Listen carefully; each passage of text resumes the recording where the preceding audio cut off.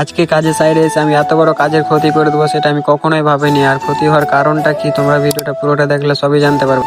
তো আসসালামু আলাইকুম বন্ধুরা, এই চেন্নাইয়ের মাটিতে আমার শেষ মিনি ব্লগ ভিডিও। তো মনে হয় না যে আর আমার এই চেন্নাইয়ের মাটিতে কোনোদিন ব্লগ করা হবে। তো শেষমেশ আমি চেন্নাই ছেড়ে কোথায় যাচ্ছি, কেন যাচ্ছি সেটা একটু পরে জানতে পারবা। দিয়ে আমি কিন্তু সকাল 9টার সময় কাজে যাওয়ার জন্য রেডি হয়ে গেছে। আর এই বিহারি মিস্ত্রিটা আজকে ঘরে এসে দিয়ে ওই আমাকে বলছে কাজে যাবি, পরে আগে মিস্ত্রিকে ফোন করে লি যে মেশিন নিয়ে কোন দিকে কাজে যাও। আর মিস্ত্রি আমাদেরকে ফোন করে বলে দেয় যে তোমরা প্রথম দিন যেখানে কাজে গেছিলে সেখানেই চলে যাও। দিয়ে আমি আর বিহারি মিস্ত্রিটা যে অর্ধেক রাস্তাতে এসে কি বলবো হাঁপিয়ে গেছি। আর হাঁপিয়ে যাওয়া তো দূরের কথা, এত জোরে জোরে গাড়ি চলছে মানে যেতে ভয় লাগছে, তার মধ্যে কিন্তু আমাদেরকে যেতে হবে। তো এত দূর সাইকেল চালার পরে কিন্তু আমরা ফাইনালি কাজের সাইডে চলে আসি। আর কাজের সাইডে এসে কিন্তু আজকে আমাদের কাজ হচ্ছে, আমরা আমার আগের ব্লগ ভিডিওতে তো দেখেছিলাম যে গাঁথনিটা করেছিলাম, সেই গাঁথনিটা প্লাস্টার করতে বাকি ছিল। সেই গাঁথনিটা প্লাস্টার করার জন্য আমি সকালবেলায় মশলা এসে মাখিয়ে নিয়েছি। দিয়ে মশলাটা মাখিয়ে দেওয়ার পর আমাদের বিহারি মিস্ত্রিটা কাজে লেগে যায়। তো কি বলবো, এত সুন্দর কাজ করছে বলার কথা না, মানে ফাঁকি মারা কাজ পেলে যা হয় আর কি বুঝলে। দিয়ে ফাঁকি মারা কাজ করছে ওইদিকে, আর আমি কিন্তু আর ফাঁকি মারা কাজ দেখতে ব্যস্ত।